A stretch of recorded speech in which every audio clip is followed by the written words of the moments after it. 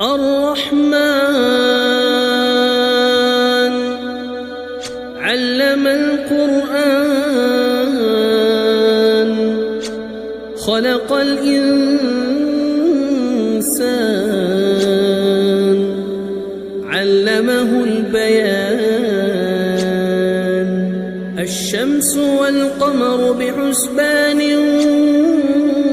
والنجم والشجر يسجدان